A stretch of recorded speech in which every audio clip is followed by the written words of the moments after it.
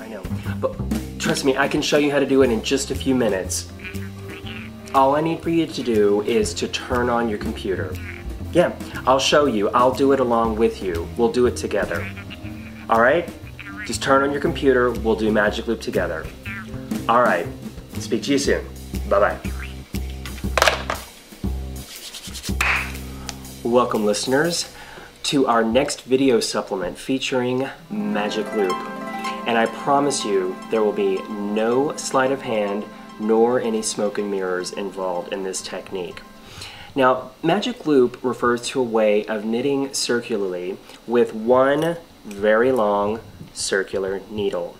And it was invented by a woman named Sarah Hauschka when she was knitting circularly on a pair of needles just like this, and she needed to knit a circumference that was smaller than the length of these needles. So she pulled out one edge, just the extra bits, and she was able to knit circularly that way. But one day she had an epiphany. She pulled out one bit on one side and one bit on the other side of her circular knitting, and she discovered that she could knit any circumference as long as she had a pretty good join on that circular needle. And that's what we're going to go through today. Now, what you need to do Magic Loop successfully is a needle that has a very smooth join, because you're going to be moving the stitches from the flexi bit onto the needle. So if you have a join that's not very smooth, it's going to drive you crazy. Now, the benefit to knitting Magic Loop is that you only need one needle. If you've ever experienced the frustration of knitting on double pointed needles and you felt like you were kind of wrestling a porcupine, I think this is going to feel a lot more natural and a lot easier.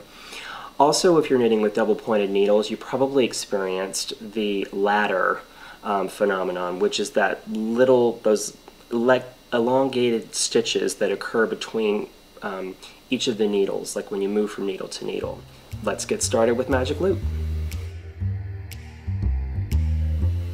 For the purposes of this demonstration, I'm going to be using this bright orange burley spun. It's nice and big and will show off what we're doing pretty well. And I'm going to be using my Addy Turbo clicks. And they look a little bit different than what you would normally see with circular needles, in that I'm using one of the joins, the little metal joins that come with the kit, to use two smaller flexi bits to make one big long one. So if you're using a fixed length circular needle or one long join, you're not going to have this little metal bit in the center, so don't let that confuse you. To get started, you're going to cast on all of the stitches that you need for your piece. So let's say, for instance, we needed to cast on 20 stitches on one needle, and let's do that real quick.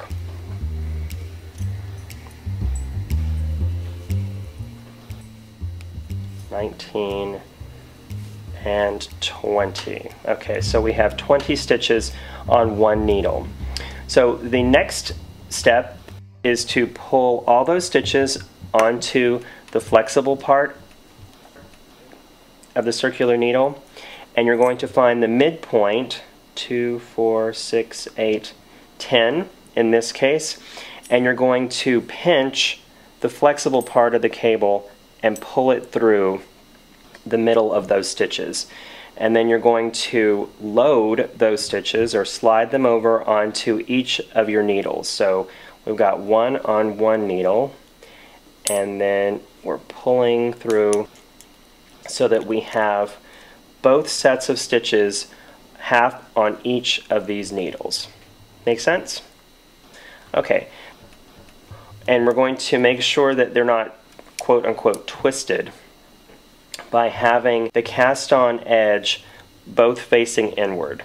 So not like twisted around like that, but this cast-on edge facing inward on both needles. I'm left-handed, so I'm going to go ahead and load the yarn on my left hand. And you want the stitches, or you want the needles oriented so that the last stitch that you worked is on the bottom needle, right there, and the very first stitch that you cast on is on the top needle. And what we're going to do is we're going to join this stitch to that stitch, okay? So, to get started, we're going to slide the bottom needle out, so now these stitches are resting on the flexible part of the cable, and we're going to knit as we normally do. So to join that in a circle, we're going to insert the needle and make the first stitch. Now that's created the circular knitting, and then we're going to work through each of the stitches on the top needle. I'm going to feed some more yarn out. And when you reach the end, your left needle is now going to be free, and all of the stitches that you've worked are on your right needle. So you're going to drop that needle and take the flexible cable and pull the left needle through the stitches that were remaining or waiting on the flexible part of the circular needle. And we're just going to push that down, so we've got both sets of stitches on each of the needles, and we want the last stitch that we worked on the bottom needle and the stitches to be worked on the top needle. Okay, like before, we're going to take those needles, or take the bottom needle out and keep the other stitches resting on the bottom flexi, and then work the next set of stitches.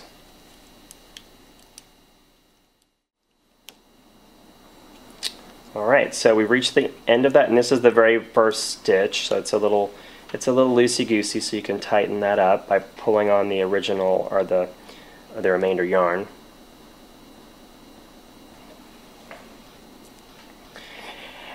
And we've knit a full round, and we're just going to sort of repeat that motion, repeat from asterisk.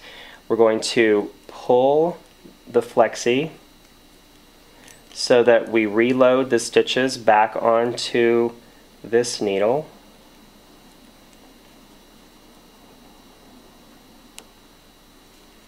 Okay.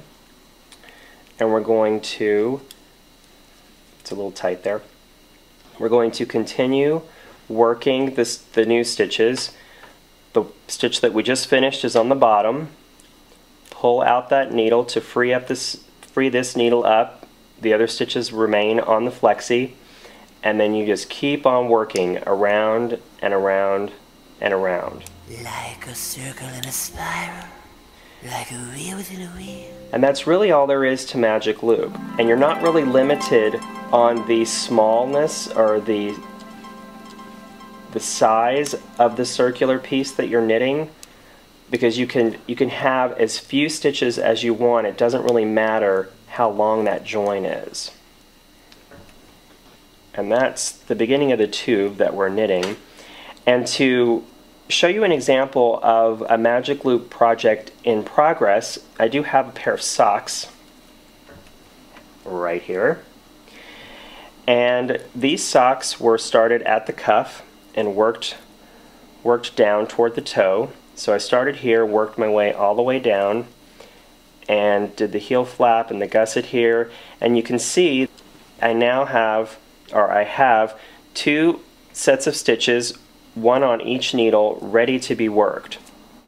But whenever you start to knit, remember that the last stitch that you worked should be on the bottom needle, and the stitches that you're about to work should be on the top needle.